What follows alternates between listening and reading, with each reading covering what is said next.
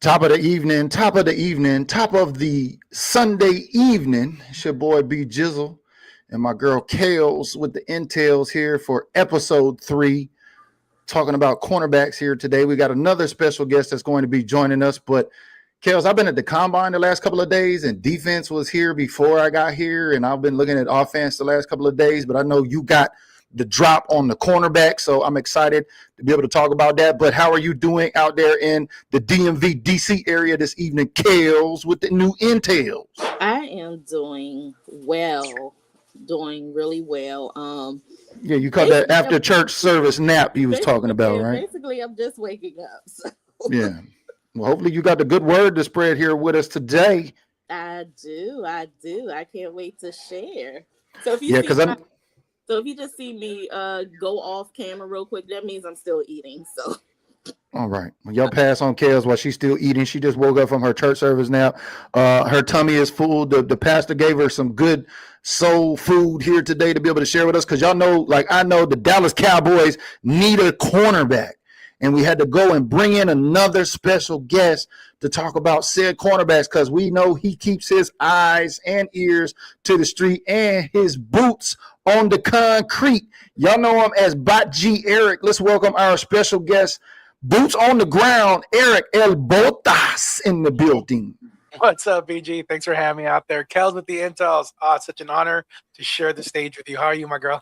I am good. It's finally nice to meet you. You as well. I'm a little scared because like you seem to have your pulse on the Dallas Cowboys and you seem to know things that people aren't supposed to know yet. So like you must know where all the bodies are buried. I don't know how you're getting all this information. So I'm a little scared, but I'm excited at the same time to see what we can learn today. Okay, so I don't know. Oh, the third levels are gone. I know a lot of media terms. You have the lower thirds. Okay. But it's I think BG took it down, but there's a guy on here that I know very well that be sending me stuff. Hey, we don't call her Kales with the Intels for nothing, El Botas. We're not gonna say who it is. We're just gonna everyone knows that I have made wonderful connections and formed a good relationship with none other than the Vice President Player Personnel, Will McClay. You're like, Will McClay. Yeah, she got him on speed dials. She got him on the text dials. And I know the Vice President of Media, who is Derek Eagleton. He's a member of the Divine Nine, which is like Greek letter organizations. So when they come to DC, I hang out with them. I know some of the coaches. I know some of the players. So, Awesome. I've got the opportunity to meet with Derek Eagleton a few times, and he is absolutely amazing. One of the nicest guys you'll ever meet. When I told him I was starting with, doing a little bit of social media and also with field reporting for Formula Deportes, like the guy literally took me under his arm and he just like, yeah, what do you want to know? What do you need to know? And he was just so cool. And the last time I saw him was at the Dallas Cowboys versus the Raiders in Las Vegas. And okay. And you're in California, right? Yeah, I'm out in California. So he was really nice. He was just like, hey, like, all right, time to go this way. Oh, no, we got to go over here. Or, hey, you're going to go to the press box? I'm like, yeah, do you know where that is? I'm like, no. He's like, follow me. Come on. If you haven't met this person yet, if you go to Oxnard for training camp this year, I will. Try your best to get to Christy Scales. Christy Scales? Real-time info sharing here between creators. You got to love it in the Dallas Cowboy fan base as El Botas or Boots is taking notes over there. So before we get into these cornerbacks, what I know you and Kales have done the Intels and y'all got the good word on these cornerbacks, El Botas, will you do me a favor and share with everybody how you became a Cowboys fan? Who's your favorite Dallas Cowboy player? And let everybody know that you're like from Teledeportes and all of that other stuff south of the border, because not everybody knows you're like this big international star, south of the border. Not that big. But hey, the only thing big is that I do love the Dallas Cowboys. I was born in Southern California, but when I was a little kid, I was about 10 years old, and I moved up Northern California, which is basically 49er territory. And I got into football because I was watching the Niners play against Washington at the time, and everybody was like, kind of going. Sorry. It was everyone was going for the Cowboys versus the Redskins, and everyone was going for the Redskins, and I didn't understand why. And they're like, "Well, we're Niner fans and we hate them." And then Hickman throw a pass to Michael Irvin and scored a touchdown, and I was like, "What was that?" And everyone like, "That's a touchdown. They just scored." I'm like, "Well, that's pretty cool." And then the following drive, I saw Emmitt Smith get a handoff, break 2 tackles, run 30 yards for a touchdown, and I was like, "Dude, what was that?" And they're like, "That's a running touchdown." I'm like, 10 years old. I'm like, "That's." The Cowboys ended up winning, and I couldn't understand why everybody was booing them. And then the following week, like the Cowboys played, I don't even know who they played, but I remember going to school and everyone was like, "Your Cowboys lost." And I'm like, "Cowboys lost?" And they're like, "Yeah, you're." I was like, "All right, I'm going to pay attention." The Cowboys ended up playing. I believe it was like the Giants won. I saw the Niners. They played against the Rams, and the Rams beat them. So I went to school and I was like, "My Cowboys won. Your Niners lost." And I just kind of stuck with it. And that was in the year 1992. So y'all know what happened that year and the following year. And then 2 years after that, then that was, so I grew up watching Troy Aikman, Emmitt Smith, Michael Irvin, and the 3 championships that we got with Jimmy Johnson. So it just stuck with me. And who's your favorite Cowboy of all time? It's most exciting to watch was probably Deion Sanders, because I every time he got the ball, like I couldn't even leave to go to the restroom or anything if he was on defense, because I didn't want to miss anything. Back then, there was no DVR. If you weren't there to watch it, you missed it. Mm-hmm. But Troy Aikman, I gotta say, is still my favorite guy, just because I love the attitude that he brought to the game, not just on the field but also off the field. The way he like got on top of all his players and held everyone accountable and wanted everybody to just really play their best. So the way he composed himself was just, the dude was an athlete. And also because I am in California, I got to see him play a little bit at UCLA, so I had already heard the name Troy Aikman. And so when the Cowboys got him, it was kind of like, that's pretty cool.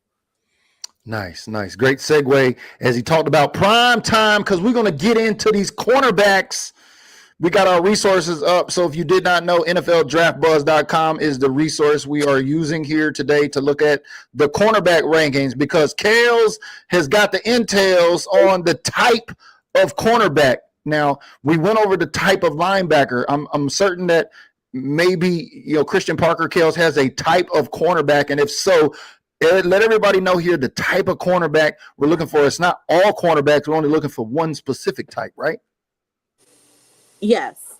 So Christian Parker, I don't know if you still have that chart, BG, but if not, I could send it right back to you. So Christian Parker is basically looking for hybrids. That's both in as far as cornerbacks as well as safeties. We'll talk about the safeties this next week. Yeah, I have to pull it up here. So I'm trying to pull up your chart here. I'll get to that in just a second. I can send it back to you. No, I got it. I got it right here. Okay, cool. So so with what he's looking for, and I'm gonna just cliff note it. As far as hybrids, he wants cornerbacks that can play both man press and zone. If you could throw in a little bit of safety, hey, we're good. So for both positions in secondary are hybrids, and they have to be a certain length, a certain size, certain physicalities. So that's where we at right now, as far as what CP wants.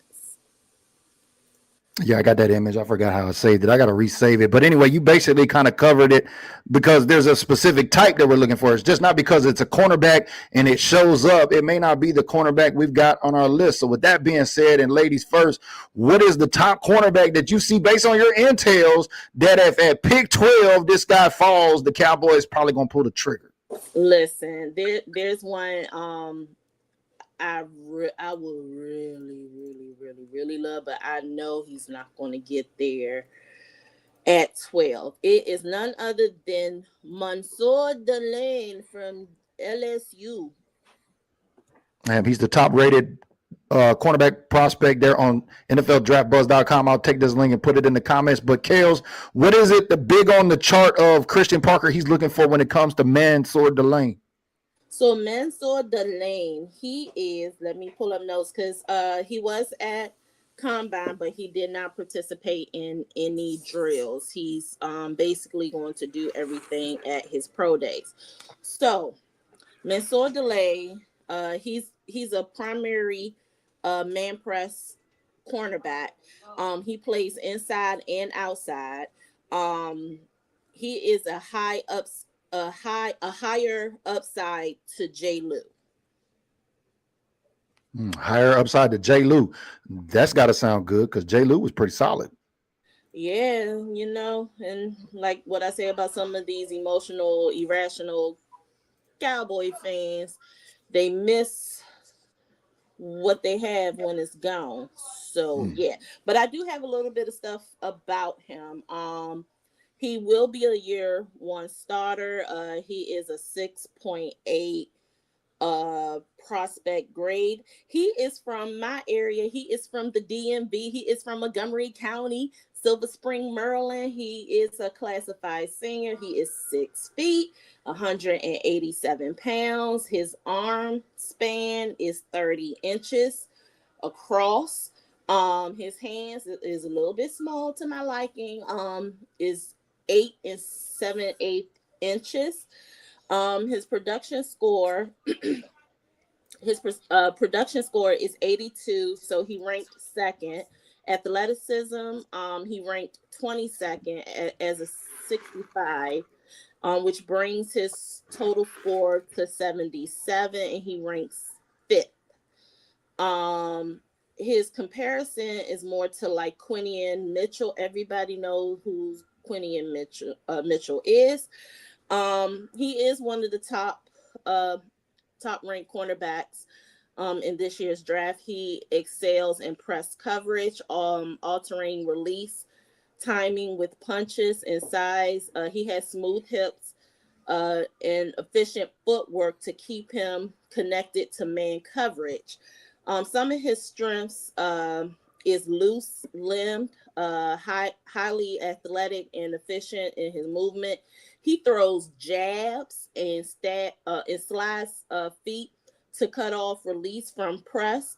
He gets hands on the route quickly and flows tightly to the route. He anticipates breaks from off coverage and pounces to erase separation space. He does track the quarterback without losing route awareness and zone coverage, so he has a little bit of zone coverage.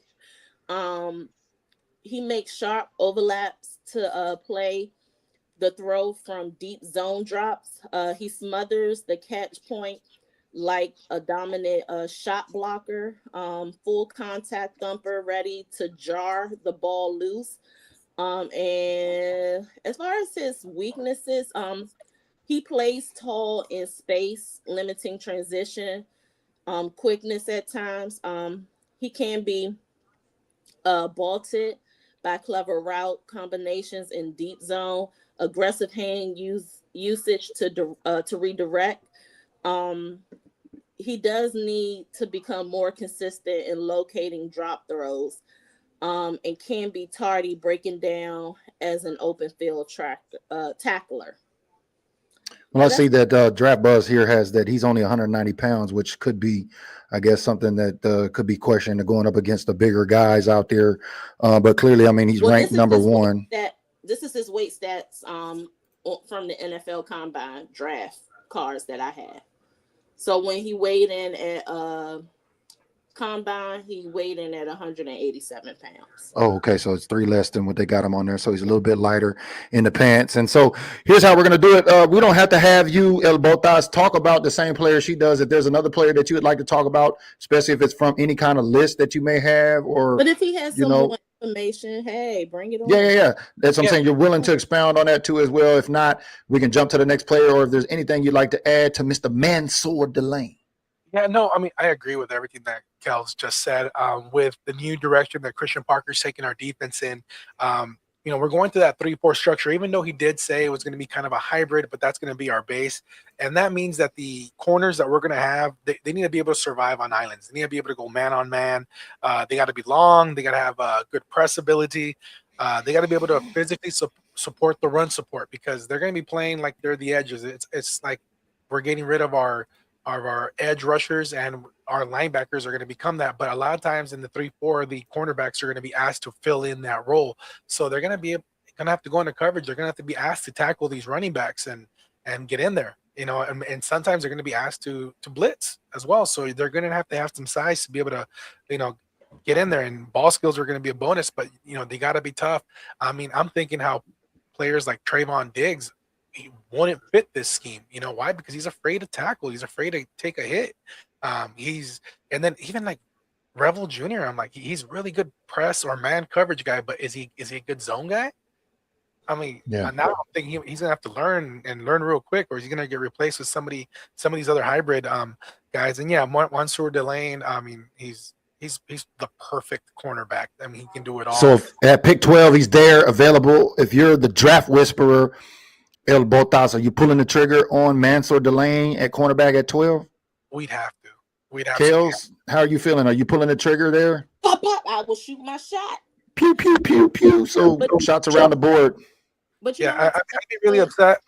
But I mean, I'm not going to cry if we get Jermod McCoy. I mean, everyone has him as the number 2, but if this were last year, because remember, he's coming off injury. Yes, I get it. But if this was last year, everyone had him at 1. And the fact that he missed all of last year, and then he's still being considered as least number 2, and there's a lot of people that will still put him at 1, regardless. And medicine has come such a long way. Like, we've seen so many of these gigantic injuries where guys' foot come off. Look, Dak Prescott injury and all these, the Marvion Overshow and all these guys, and then they get surgery, and then they come back and they don't even lose a step. And in this guy's case, his injury wasn't a year ago; it was like a year and a half ago. A year and a half ago. So he's basically like 2 years removed.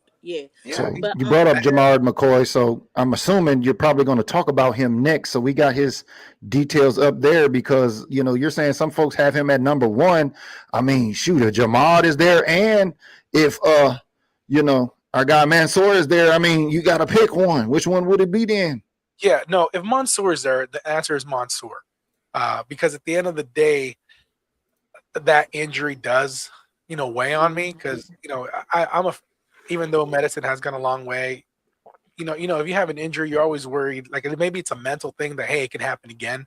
So you might not play like you used to play, but he's young, they heal up, and maybe he's just going to be able to play, as hard as he possibly can. But to me, he was a versatile corner.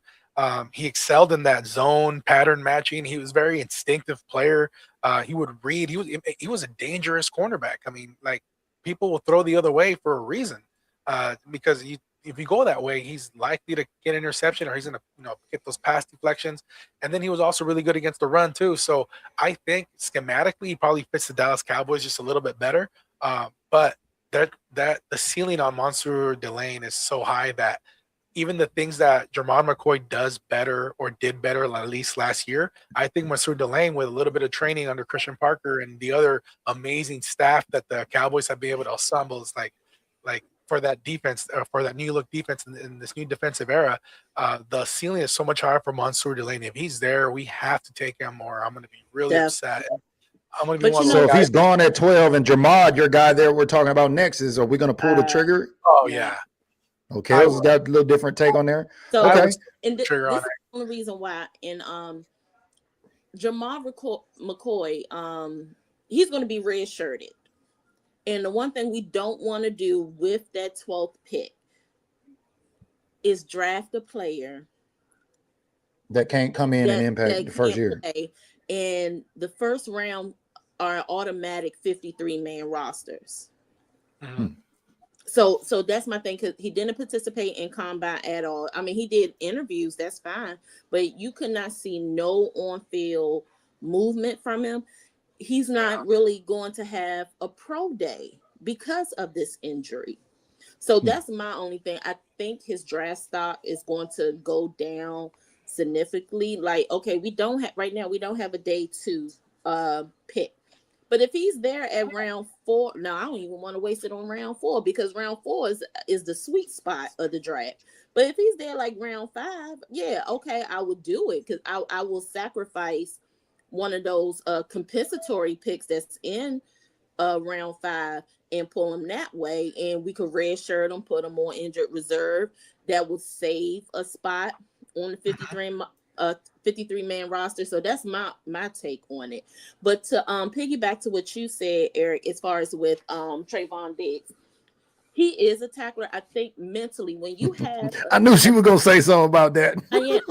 But when you have an injury, something like that, it does, like, outside of being 100% physically healed, mentally, you be like, oh, if I try to do this, oh, is it going to have another knee-jerk reaction for to bring that injury back? So you're playing with that mindset of it. Savon Rebel, when Flus drafted him, he is a predominantly zone cornerback. He was the only, after we got rid of Kyer Elam, he was the only zone cornerback. Well, not all right. I don't want to get too far off on the tangent there, Kels. I want to make sure we get through these players here, because we got quite a few players to go through. But you can come back on that on the end part if you still like to talk about Jamard McCoy, or if we can go on to the next player. It's whatever you'd like to do. Are we talking about Jamard, or what are we doing here, Eric? Yeah, well, like, just what I like to just touch on what she said about the injuries. I get it, and I understand why players are not participating in the combine, and I wish they did, because I really hate that they don't, like, they show up and they're like, oh, I'm not going to do this. Should be it's like Dion, man. They're making business decisions. Yeah, especially because there's so many kids out there that they're dreaming of that moment and dreaming of the opportunity. They would love to be able to do that. But I also understand, like, you go to the combine if you want to raise your stock. And for someone like Jermon McCoy, he has the resume.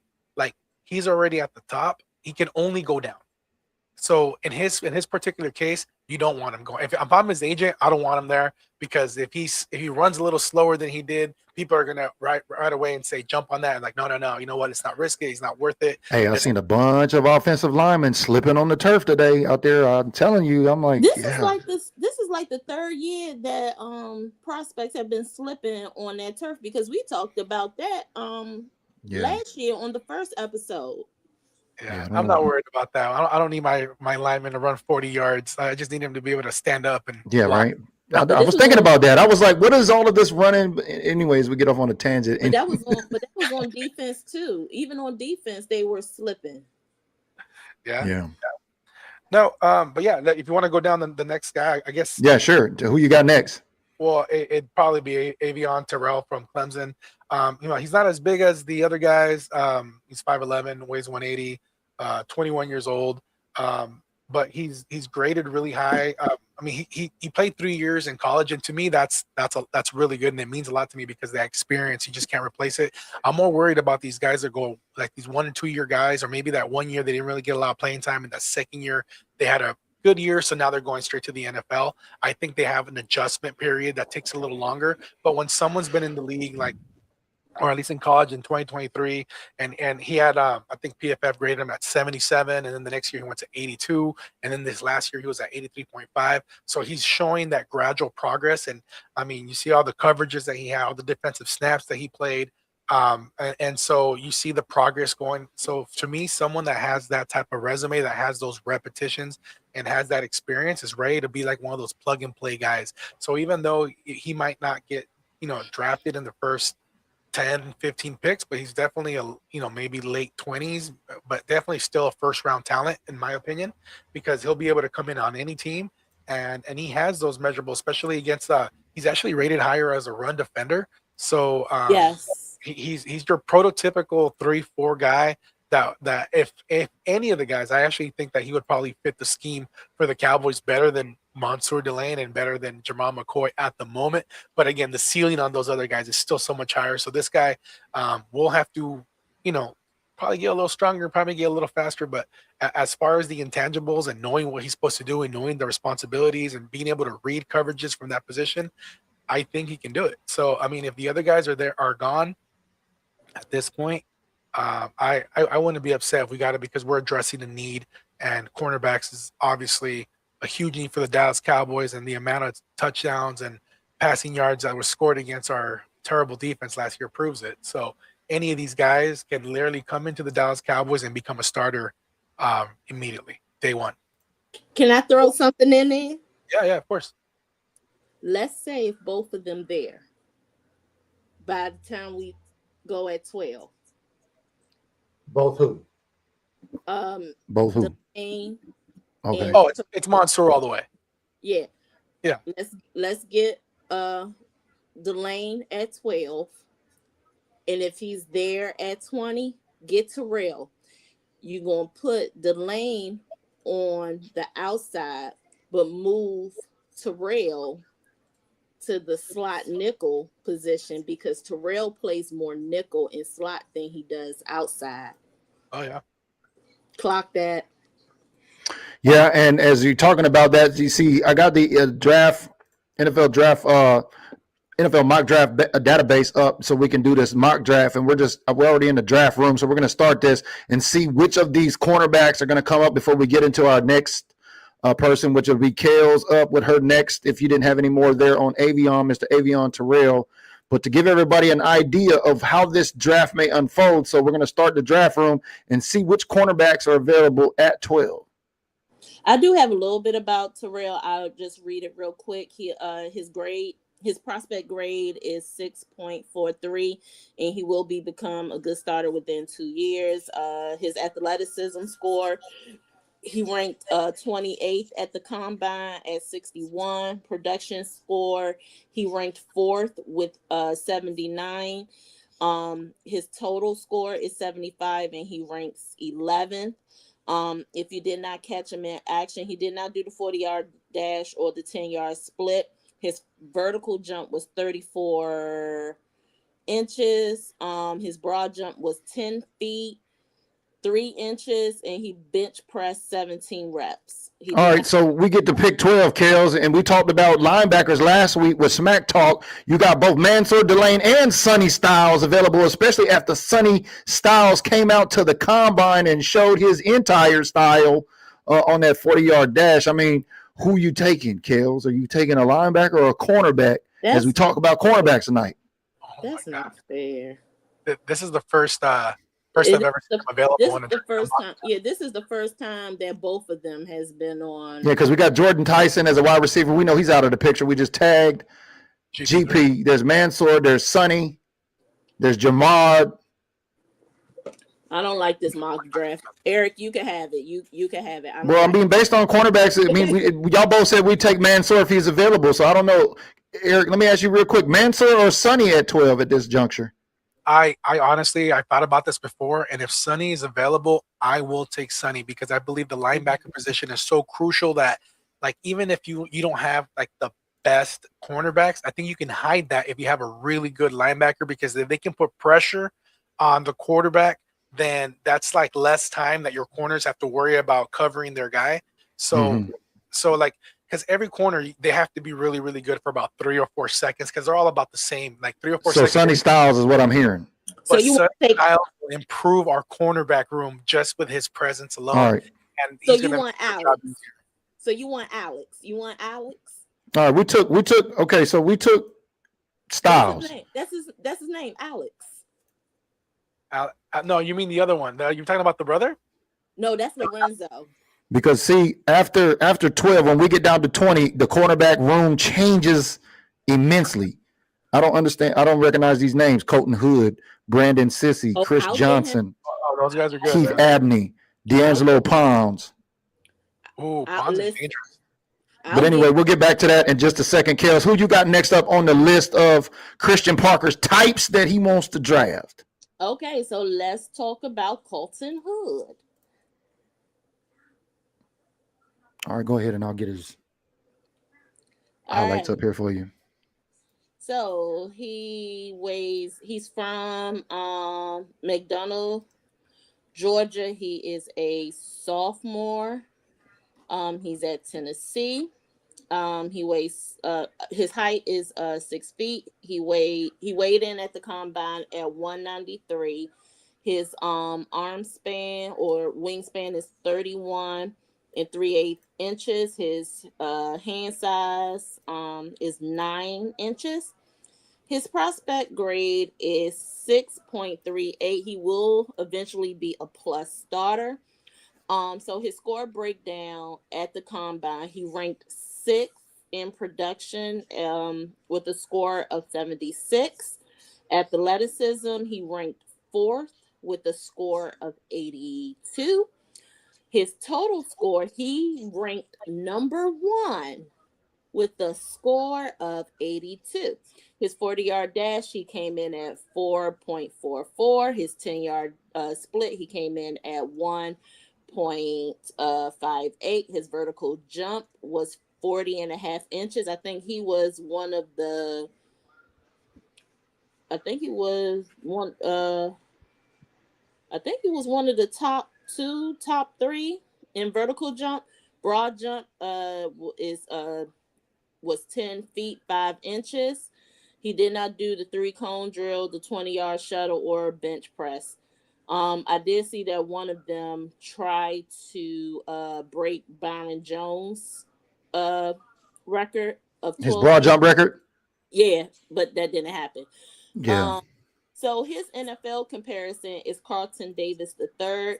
Carlton is a press man bully. Oh yeah, he's a bully, and he takes and he's not ashamed to say it, but he's also a zone coverage cornerback as well. He has the ability to put his stamp on the first and last phases of the snap. Hood plays with a disruptive punch and gets his hands on most releases. He's very shifty with NFL wideouts. Could create issues with him. He has enough speed to stay phased on verticals and does a nice job effacing space on end breakers from tight press or off man looks. He is very good in disguise plays. That's something that Christian Parker does a lot of. As far as pre and post snaps, he's disciplined in zone, but he switch routes can cause occasional missteps. He plays with aggression in catch space, taking position by force. Physicality also shows up in his run support, where he triggers downhill with stopping power and finishes like an extra safety. Some of his strength, he plays with box safety, physicality. Yeah, you got it. Little echo going on there. Oh, okay. So let me run it. He plays with box safety, physicality, and coverage and run support. He punches and suffocates outside releases against boundary. He demands the catch space on jump battles. Gathers and triggers with adequate fluidity with depth. He operates with discipline and leverage against low and high route concepts. He explodes vertically with extended arms to capture high support. His run defense wiring is exactly what coaches want to see. Above average stopping power when tackling bigger backs. I'm sorry. Some of his weakness, he continues to struggle matching twitchy NFL releases. Hips can get sticky on sudden aggressive transitions, grabby at break points or vertical routes when he's out of phase. So most of the stuff that he has, he don't have a lot of weaknesses, but this stuff can be fixed when he goes to anybody's rookie mini camp. Got you. El Botas, how you feeling about Mr. Colton Hood? I like him, but honestly, I would put Brandon Cisse over him. Yeah. Brandon Cisse sounds like the guy you're talking about next. Yeah, that's what I'm talking about next. But they're almost the same player as far as like height. He's 6 foot, just like Colton Hood is. He weighs like 190. Well, I've seen him 195 in other pages too, but they're virtually the same guy. But I think Brandon Cisse is the better run defender, just because they compare him with like a Joey Porter type of player. But the dude is he's explosive. Like he's a hell of an athlete. He has burst. He has that closing speed. He's not afraid to jam receivers up at the line of scrimmage. And in this NFL league, you got to be physical right out the gate. And the dude's got ball skills. He's always creating turnovers. He has pass deflections. He's created fumbles from the other team. His coverage ability is, he's got long arms. He's that prototypical 3-4 guy as well, because I think he fits that scheme. And it wouldn't surprise me. He's definitely a late first round pick. I'd be shocked if he drops to the second, but if he does drop to the second, there's no way that he's available right now in our mock draft at 20. Second round, yeah. Then I would take him. Well, yeah. If we got Sonny Styles, then yeah, he'd be the next guy at man up. Because I honestly believe, she mentioned Colton Hood, and we saw Terrell. These first 4 or 5 guys, to me, they're like in their own class on their own. And then anyone that we talk about from like 5 to 15. Like you can make an argument and you can move them all around. It's like, right. I think that's what separates everyone else. You know what I mean? So I think this guy's one of the last guys that I would put in their own like class of cornerbacks up here, where you can make an argument of who's better or who's like the best one. And after that, there's a little bit of a drop off that from what I would consider a first round pick, or to like everyone else would be like first round. Maybe this guy, if he drops, he's a steal if he drops to the second round, but everyone else I would consider third, fourth, maybe even fifth rounders. You know what I mean? Gotcha. Yeah, I listen. Yeah, I would take Cisse over Hood too. I mean, with this cornerback class, you can't do any wrong with them. No. With any of well, look, the list that I sent you that the scouting department is looking at. Mm-hmm. If Colton Hood is there, yeah, I would. So you got Colton Hood and Brandon Cisse at pick 20 after we just took Sonny Styles at 12. Kels, who you pulling the trigger on, Colton or Brandon? I would take. I like Colton Hood. I'd be okay with him, but yeah, I would take Cisse. And I would think that you would take him. You would take Cisse too as well, right? Both us. Yeah. If we were running the old 4-3, I would go Hood, but because we are doing that before, I'm going to go with best player because available. Brandon Cisse fits the scheme Dallas is looking to run better with his skill set, right? Yes. Yeah. All right, let's take him then. But also take this effect, even though it's predominantly going to be a 3-4, but he also say multiples. Mm-hmm. But Colton Hood does play a 5-2 as well as a 4-2-1. Yeah. Yeah. So they're going to be expected to do a little bit of, like, that's why I mentioned earlier, you have to be comfortable and be on an island one-on-one, because there's going to be those occasions where they're going to be asked to, hey, like, you got to cover your guy because there's no safety coming to help you.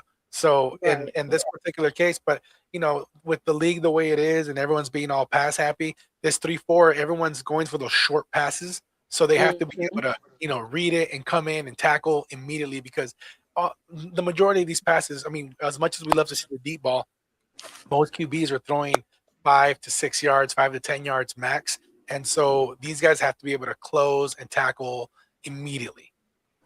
Yeah. All right, Kels, who you got next up on your list of entails for us to cover on cornerbacks?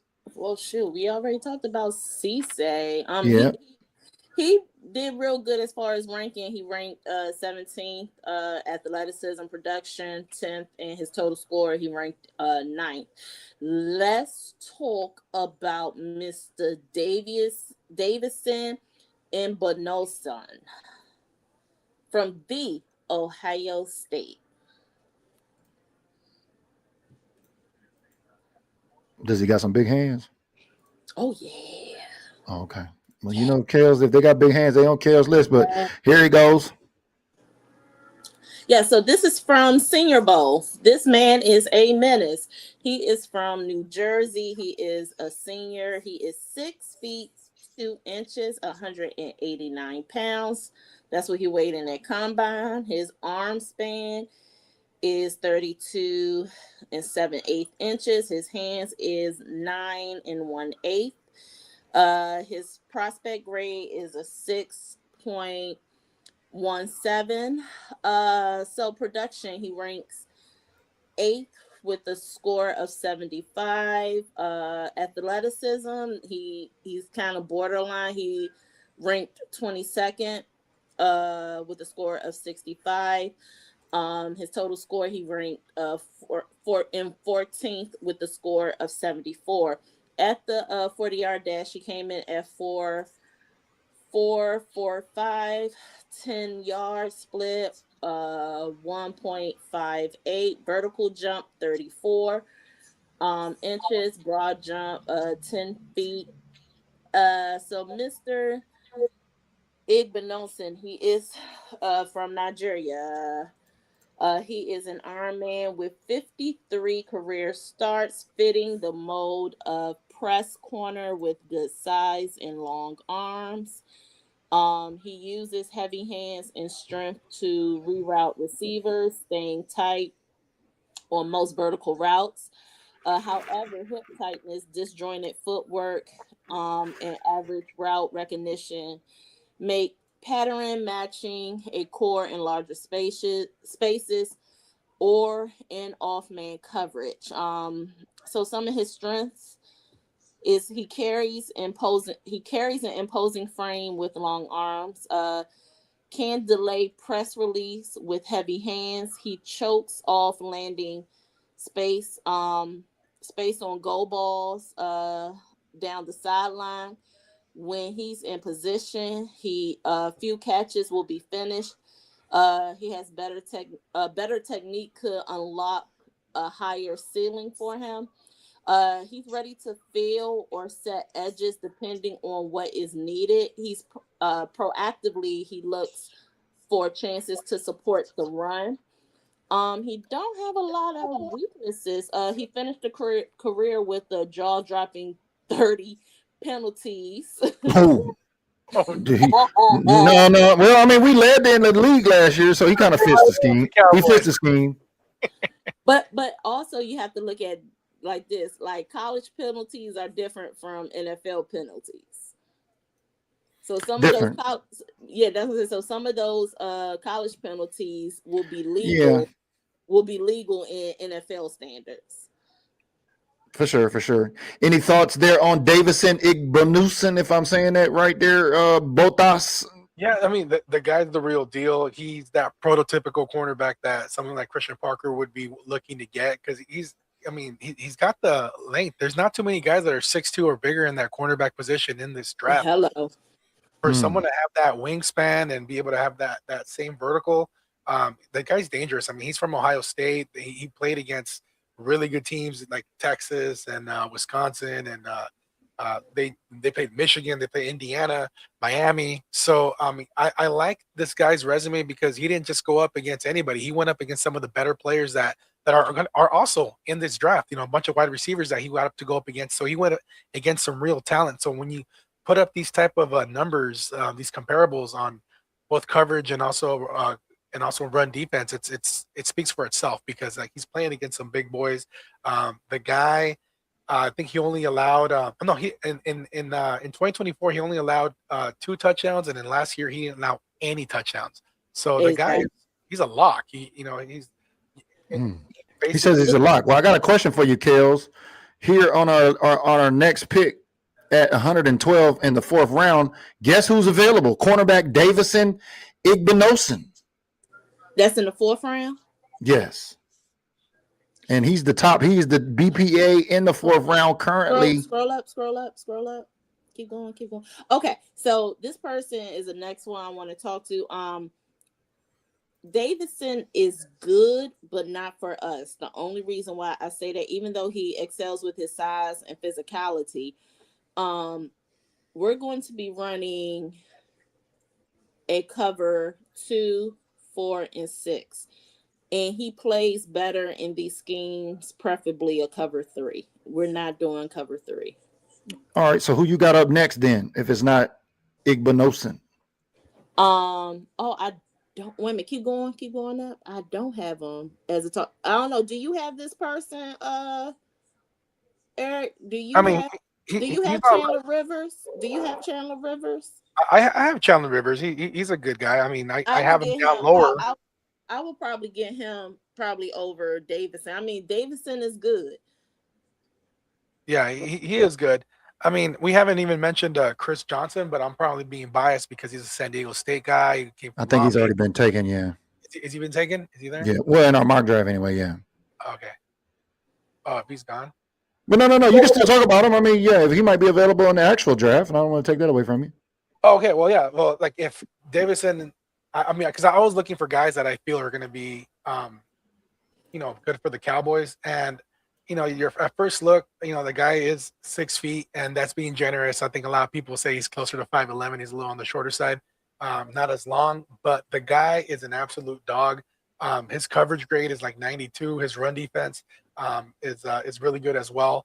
One of the stats that I saw, I was watching a video on him, and the guy doesn't miss tackles. Like I think he had like a which player was this again? Chris Johnson. Okay. Chris from San Diego. To me, he's the guy that I think I spoke to you earlier before the show, and he kind of reminds me of a Jerome Bland. Just an absolute ball hawk. Has a good eye for the ball. The guy, I mean, he didn't play. He played Pac-12, so he's not like you're seeing the best competition, but neither again, Jerome Bland was Fresno State, so that. Oh wait, rough, and you can see someone that like. He didn't belong there. Like he should have been playing in a better team, and it wouldn't surprise me if he would have. He should have been on the SEC with people on his own in his own level. But I mean, the guy's an absolute athlete. The guy, he's known for like being a mirror. I mean, he just like gets in people's faces, and he just makes any wide receiver super uncomfortable. You see that play right there. He just has a knack for the ball. He loves getting interceptions. And he just always seems to put himself in the right place because he's got that senior mentality where he just can read defenses and predict where they're going to go. I don't know if it's just good instincts. And even though he is you see him right there, he just looks a little smaller than everyone else. But what I'm going to pull his draft card up. Yeah, he's 6 foot, 193 pounds. Yeah. So he's a little slimmer. But I just think he's got that attitude. I think he's just He got that dog mentality. Yeah. And then where are my notes on him? I had my notes. I have him down as a playmaker. And I mean, he does have that slider frame, but he just makes everyone uncomfortable on that.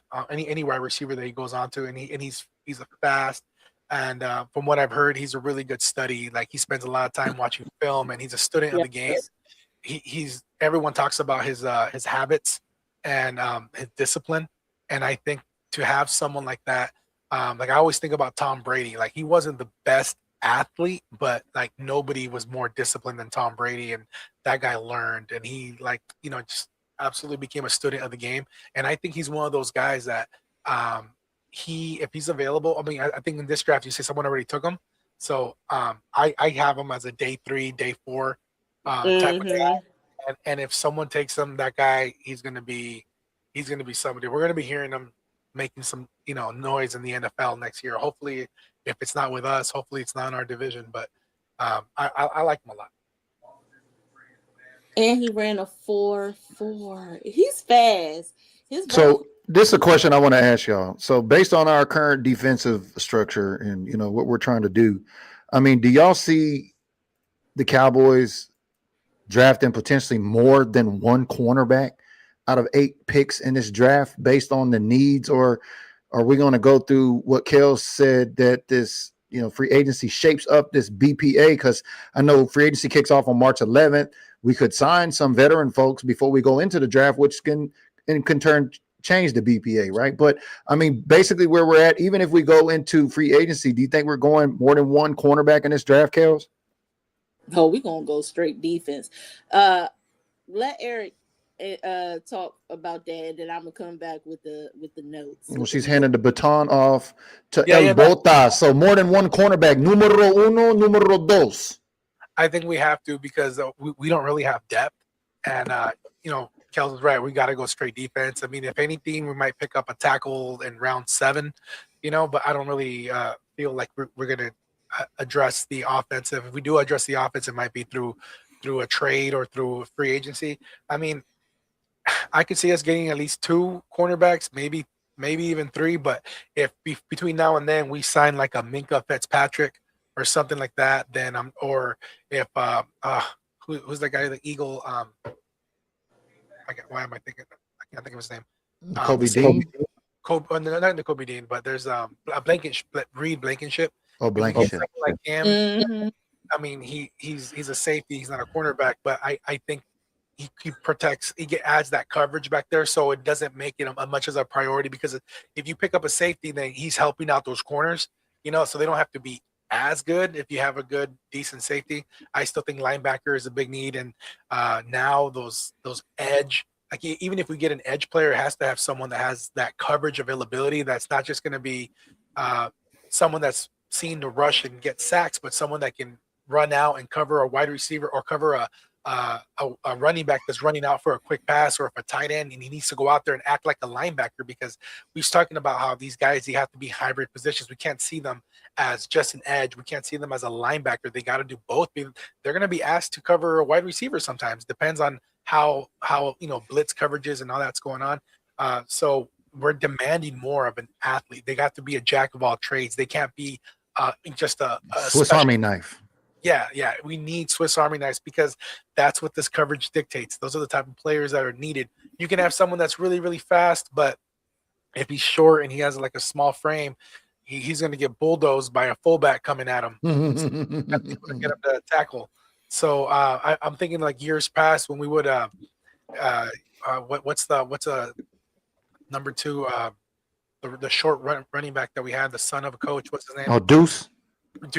Yeah. We had Deuce. Like guys like him, I mean, no one else is going to have a running back like Deuce. So everyone's going to be a lot bigger and taller. So we're going to have some meat on the bones, and we're going to have some guys that can tackle, that can run. And that's really going to change it. So, yeah, I mean, we got to see how it plays out. There's a lot of guys that in the draft, especially in the combine, they've raised their stock. And we have to remember that the Commanders and the Giants are both going before us in every round. And they know the need, so they might even go after. Yeah, they like to drink the Dallas Cowboys Kool-Aid. So long story short, my guy Eric said 2, maybe 3 cornerbacks. Kales, we going more than 1 cornerback in this draft. So with all the needs we need.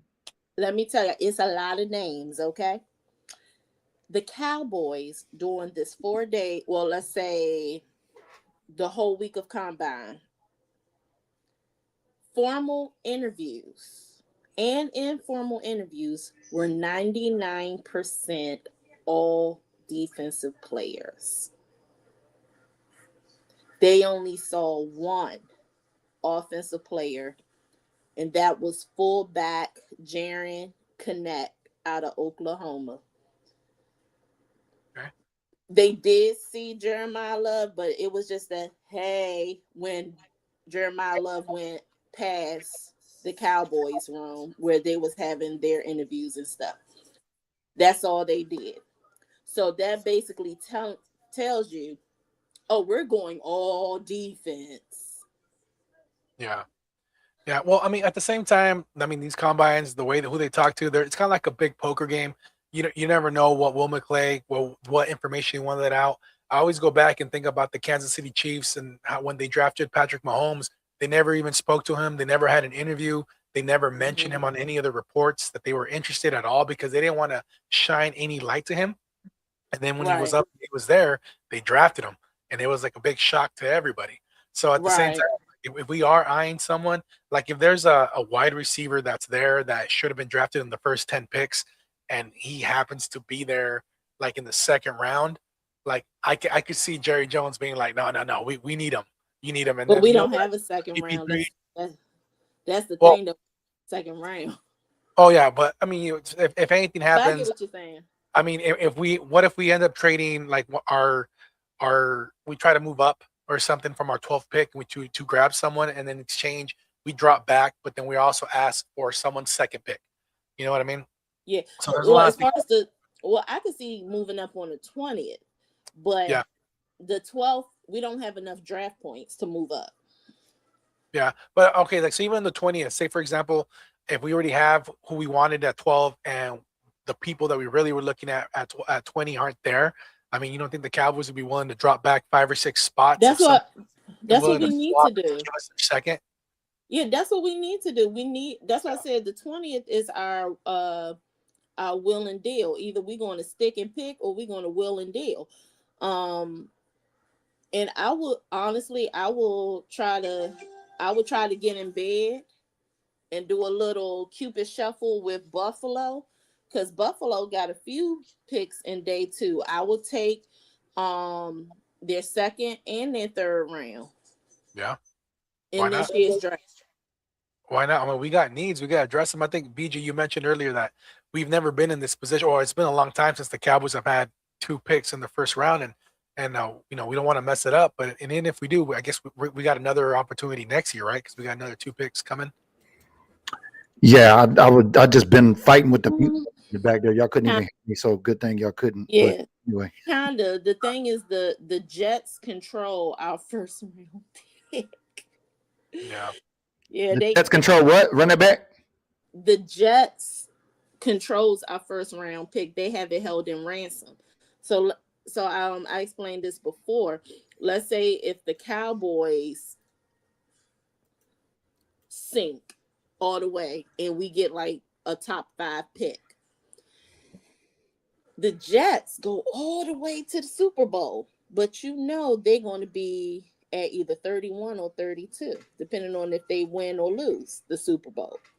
Mm-hmm. So let's say if they win, they're at 32. We will take the 32 spot.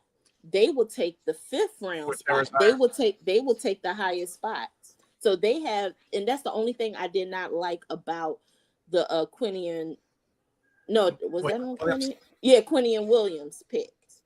But Jets and Super Bowl do not go together in the same sand, so that's not going to happen. No, I know. I just use that as an example. But the thing is, where if the Cowboys are low and the Jets are high, they will take the highest draft pick. Right. That's the only thing I don't like about the Quincy and Williams pick. So they basically have our first round. Well, if things go the way Jerry wants them to go, and he really spends the money on this free agency, and things go well, then we're hoping that at the end of next year or next year's draft, we're going to be drafting towards the bottom. If everything goes right this year. Well, let me ask you this question, Eric. Over the last day, Jerry's came out and said being more aggressive in free agency. I mean, we heard all in last year, and it's kind of tough to drink the Kool-Aid coming out of the head shed in Frisco sometimes, but I'm almost willing to drink this Kool-Aid now based on the position we're in with picks, but I want to get your take on it. Are you buying or are you drinking the Kool-Aid about them being aggressive come March 11? Because we see March 11 come. I ain't talking about re-signing our dudes. I'm talking about go get some pieces. Yeah, you know what? This time I am drinking the Kool-Aid because I'm basing it off of actions, not just of what I'm hearing. You saw just the way we got Christian Parker and how we did they did the press conference with him and Shoddy. The 2 people you didn't see Jerry Jones, you didn't see Stephen Jones, and normally they're always there. They're always like, hey, I did this. This is my pick. This is what we're doing here.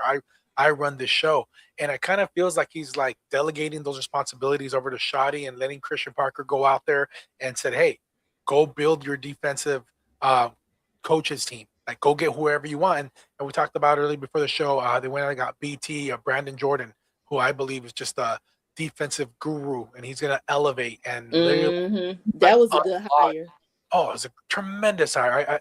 People are sleeping. I'm actually shocked that people aren't talking about Brandon Jordan more, because you got guys like Myles Garrett and Max Crosby that take money out of their own pocket in the offseason to go pay money and train with this guy. So we got a guy on our staff that other players pay to train with every year. That's huge. Elite players, yeah. So I really believe that when he says, hey, we're going to go for it. And if you look at the fact that he tagged JP3, that we got Javonte Williams, that there's already talks with Brandon Aubrey about signing him again. And even if he puts a second round tender, or even if he did the free agency or the franchise tag on GP3, we are miles ahead of where we were last year at this time. I mean, we got Javonte done early. I was like, whoa, what's going on here? This ain't. We were at training camp, and we're talking about like, hey, is so-and-so going to sign? What's up with What's up with CD? Did he get? Is he going to be here today? What's going on? What's up with Micah Parsons? Like, everyone's talking, and it was all this buzz about what can happen, but ultimately nothing had happened at that point. We're waiting training camp. People were sitting out, and we're complaining about how none of this got done. Yeah, I was mad because CD wasn't there. Yeah, I was timing that CD's deal was gonna get done, but that didn't happen. Yeah, you got Seattle making trades and deals. You got all these. The Rams are doing all this other stuff. You see all this action, and the Cowboys did nothing. But this year alone, we're moving in the right direction. So that's I'm drinking the Kool-Aid only based on those facts. Kels, you drinking the Kool-Aid, being aggressive? I mean, could we go out and get some new people? I ain't talking about being aggressive on re-signing some folks like they did us last year. But March 11th, when the gates open for free agency frenzy, we're going to see if Jerry's Kool-Aid tastes as good as his advertiser. Are you drinking it or not? Right now, I'm drinking some good old tea.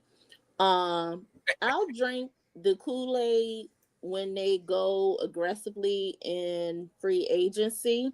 And I look at the medical evals and make sure this person does not have... Making sure they got a good FICO score before they come in the building, huh? Boom, yeah. I want to see the medical eval. Okay, I'm down with that. I'm a little hesitant, but I'm like, damn, Jerry, this tastes good. We got picks, we got money. You're talking the right stuff, and we know everybody says we need defense, but that whole BPA scenario is coming out, and y'all seen the mock draft simulator go through here. I'll share that link down in the comments below so that way y'all can practice if you'd like to get a new scenario. We've seen a new scenario here tonight as El Botas told us, hey, that's never happened before where certain players, and that's what I love about the NFL draft. Anything could happen, especially like a Laramie Tunsil gas mask incident, that happened years ago. I mean, anything could happen. People fall and rise. But it's going to be for sure that the Dallas Cowboys are going to have to draft at least one, if not two cornerbacks, I'm believing. Let us know in the comments below how many cornerbacks should the Cowboys go and get. Now, what's on the schedule for you moving forward this season? El Botas, tell everybody what you got going on leading up to this season.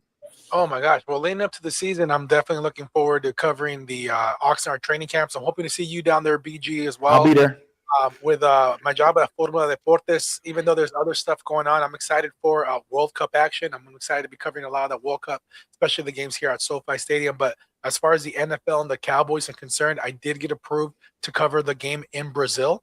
So wow, I'm looking forward to going down there. And it was really cool. I was able to get a media pass for my boy from Cowboys Can Fan, Adam Bessie. So I'm going to be able to go down there with him, and he's going to be there as my camera guy. So we're gonna have fun down in Brazil, no matter who we play. And then I'm also looking to hopefully visit you up there in Seattle too when the Cowboys play up there. I know if anyone's gonna have a tailgate party, it's gonna be banging. It's gonna be you, BG. Hey, One Star One Family's coming. I know your brothers up there north of the border, the Cowboys Can Fan podcast. Give them a shout out. Let them know that you're also working with the Cowboys Can Fan podcast. Oh, that's right. Cowboys Can Fan. They're absolutely amazing. Those are my brothers from other mothers. If it wasn't for them, I wouldn't be here today because they're the ones that put me on game. They brought me on a long time ago, well, a couple years ago. And then next thing you know it, now I'm doing here. Now I'm doing the media stuff. Now I'm working for Formula Deportes and Univision and all that stuff. So it's been a wild ride, especially over this last year, because I never imagined myself like being on the sidelines and being able to talk to these players and see them. And one of my highlights of my life was being able to sit in the press room and interview Dak Prescott and go in the locker room and talk to DeMarvio and Overshown. That to me was just like goals. So I'm excited to hopefully be able to get some of that experience again this year. So it's going to be a really good year, especially at least from my boots, to be able to go out there and experience all that stuff. And I like what we're doing with the Cowboys, and hopefully it's going to be a better year than it was last year. I think it will be. I think if we focus on defense players, because our offense is set, our offense is really, really good. I have my thoughts about Terrence Aluminum, but regardless of that, we still had a really good offense. What you call it? Terrence Aluminum. I heard that too. Aluminum foil. I can't call him steel. I can't. I just can't. He let my boy Dak get hurt too many times. But on the defensive side, honestly, we don't need to be the best defense. We don't need to be the top 5. I honestly believe that if we have a top 15 defense, then we can make a run. We have chances to go out to the Super Bowl if we have a top 15 defense, because there's a few games that we didn't lose by many. You know what I mean? So, and that's despite allowing 40 points a game from our defense. So if Christian Parker can come in here and bring his team and elevate and we have a really good scheme and we plan. They don't have to shut out opponent offenses, but if we can hold them to 2 touchdowns and a field goal, we hold them to under 20 points, we win a lot more games than we lose, and we can make a deep playoff run, hopefully a Super Bowl. So I'm excited. So let everybody know real quick, Kels, where can everybody follow you at? Since she's breaking out the four, where can everybody follow you at there? Who, me? No, I'm talking about Eric. Eric, where can folks follow you at? I shared your Instagram link down in the comments below. Yeah, at @Baji_Eric. You can find me on TikTok, Instagram, Eric Serrato on Facebook, and even on YouTube. I also have a Spanish podcast, Mis Cowboys, where I come out with one of my boys, David Arriaga, and Big Mike El Gordo Uloa. They come out with me, and we just chop it up. It's kind of like the Spanish version of Cowboys Camp Fan. Hey, yeah, exactly. Yeah, it's it. Like how do you say crack them if you got them in Spanish? Rómpelos si los tienes. See, I like crack them if you got them. That's a little bit easier. I actually say, in when I'm talking in Spanish, I'll say crack them if you got them. And it's funny because a lot of our listeners, they say it too. And even a lot of cousins that I have there in Mexico, when they'll send me videos and they'll be like, yeah, hey, how do you crack them if you got them? And then they say, and it's freaking hilarious. Even my I don't know if you can hear this, but I'm going to play something for you. Did you hear that? Yeah, sound like some kids. Yeah, those are my kids. So I have a real recording of my kids. Every time I open up a can of beer or a soda or a juice, they see me. I'll be like, baby. And they're like, crack them if you got them. So they already know. Shout out today. Have you met Amber Garcia? Yes. I met her at the Cowboys in Vegas. She's absolutely amazing. She actually just started her own podcast in Spanish last week. Yeah. So I'm hoping to have her on my show sooner than later. I'm just going to put my bid in now, and then I'm going to toss it to Kels, Eric. So if I don't get my passport to be able to go to Brazil, we're going to have to send you a link so we can get some boots on the ground intel while you're in Brazil at the Brazil game. I think that's going to be awesome. But Kels, let everybody know what you got going on, especially with the intels. Any other new intels you'd like to drop with us before we get out of here this evening, moving forward, what you got going on? Well, after this, this chapter right now is done. So now we're taking a little break from the drafting prospect. Free agency is coming up. March 11th, it kicks off, right? Free agency frenzy. That's when the league year starts. But we could start grabbing free agent players. It's either March 8th or March 9th. So that's next week. Pro days, college pro days are coming up. I'm definitely going back to Howard University to look at some of their prospects. I think Bowie State has a few. It's disheartening that no HBCUs were invited to this year's combine. But hey,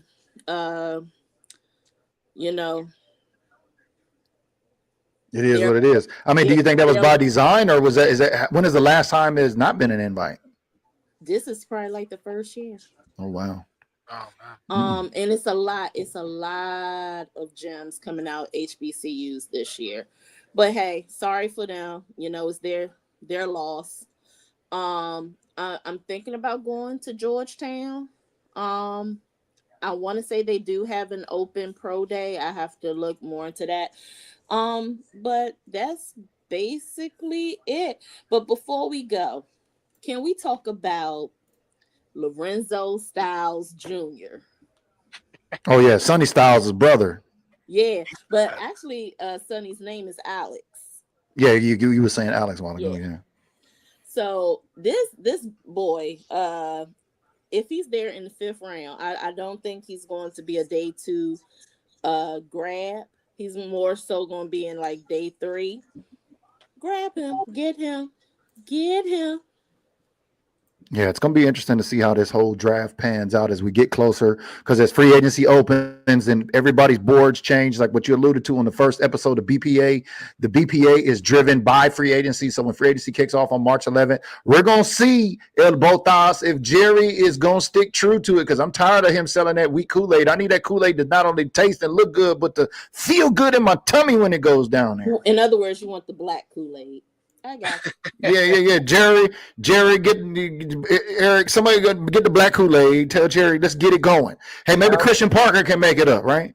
And you know what? Drafting Lorenzo Styles, or they're gonna see the headlines: Cowboys draft Styles, but it's Lorenzo Styles. It's the most Cowboys thing that can happen. So yeah, I can see that. Oh yeah, It's for the headlines. But we're known for drafting brothers. Can I ask Kels a question before we leave? Yes, sir. Just so I can sleep better at night. Please tell me we're gonna sign my güerito favorito, Brandon Aubrey, sometime next week, before all the free agency starts happening. Please tell me there's gonna be a deal. Tell me he's gonna be with us long term. It has to get done. Right now they did place the second round tender. All these reports that's coming out. Yeah, please tell everybody he was not offered $10 million by the Cowboys. It was nothing offered for him to decline. Even his wife came out and said, "Yeah, fake news." Fake.